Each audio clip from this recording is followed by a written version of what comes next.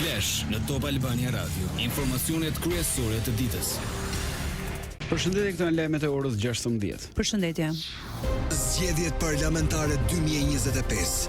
Shqipëria vendos. Komisioni i ankimimeve dhe sanksioneve rrëzoi vendimin e një dite më parë të Komisionit Qendror të Zgjedhjeve për të ndarë veç zarfet me votat e ardhura nga Greqia. Me vendimin e sotëm, Kasi pranoi kërkesën e Partisë Socialiste që të nisë numërimi i tyre pa i veçuar. Me interes pritet rezultati i votës së diasporës, për të cilën vjon numërimi dhe kryesojnë socialistët. Me rreth 160 qendra votimi ende për të numëruar Partia Socialiste vijon në kuotën e 82 mandateve, Partia Demokratike me koalicionin që drejton në 52, Partia Socialdemokrate në 3, ndërsa mundësia Gron Shehajt, Nisma Shqipëria Bëhet e Adriatik Lapajt dhe Lëvizja Bashkë e Arlin Qorit me nga një secila. Ndërkaq që janë shënuar tensione në KZZ 40 në Tiranë, ku policia nxori jashtë një vëzhgues të Partisë Mundësia të Gron Shehajt. Përplasjet në këtë KZZ të njësisë numër 9 në kryeqytet lidhen me fletët e pavlefshme të votimit. Mundësia kundërshton rezultatin për një kuti. Sipas kryetarit Shehaj, janë pranë mandatit të dytë e ka tentativa për manipulim.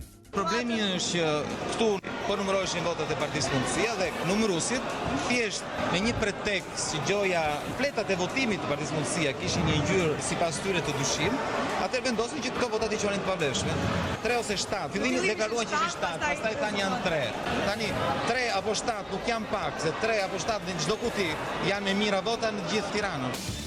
Po ndodh sepse ne jemi shumë afër mandatit të dytë, na ndajnë disa dhjetra dhe kështu që duan sa duket duan të manipulojnë procesin.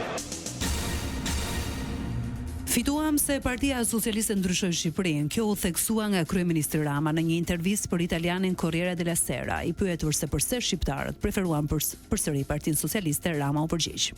Sepse ne ndryshuam Shqipërinë me një vizion të qartë dhe këmbgulje të madhe, kur nuk u ndalëm, kur nuk u fshehem, kur nuk u dorëzuam përballë vështirësive dhe rritëm një kom të tërë duke e bërë atë krenar për emrin e tij.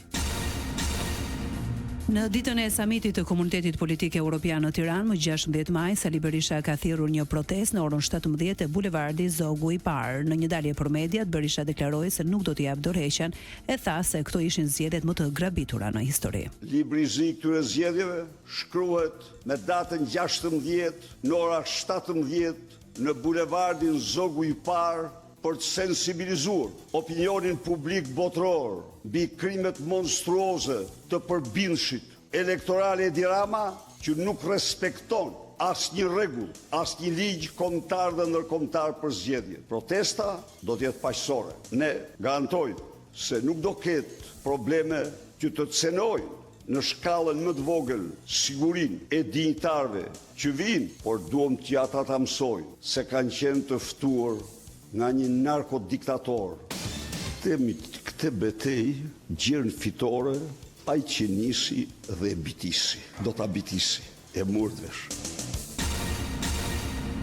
Në Kukës pak u regjistroi procedim penal për korrupsion aktiv në zgjedhje. Një grup personash premtonin e ju ofronin shuma monetare votuesve në fshatrat Lusen, Matranj, Bushtric për të votuar në favor të Partisë Socialdemokrate.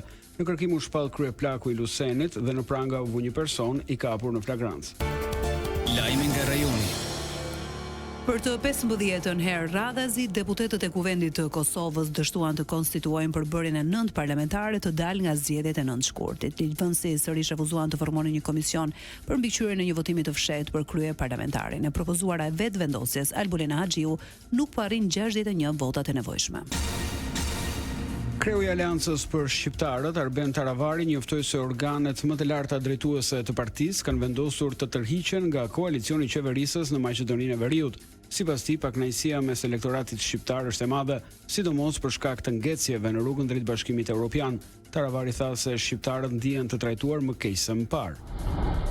Aleanca për shqiptarët vendosi të garojë me listat e veta në zgjedhjet e ardhshme lokale në Maqedoninë e Veriut. Kryeministri i Maqedonas Hristian Mickoski deklaroi se qeveria është e qëndrueshme, e fortë dhe me shumicë të madhe, me apo pa Arben Taravarin.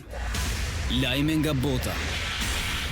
Presidenti turk Recep Tayyip Erdogan deklaroi se vendimi për të shpërbërë i grupit militant Partia e Punëtorëve të Kurdistanit ishte një hap i rëndësishëm për ruajtjen e paqes dhe vëllazërisë dhe shtoi se Ankaraja do ta ndjek nga afër këtë proces për të shmangur çdo problem. Partia e punëtorëve të Kurdistanit, që ka qenë në konflikt me shtetin turk për më shumë se 4 dekada, vendosi të shpërbëhet të jap fund kryengritjes së armatosur. Vendimi i pritet të ketë pasoja të gjëra politike të sigurisë për rajonin, përfshirë për Sirim Fqinje, ku forcat kurde janë aleate të atyre amerikane. Art dhe kulturë.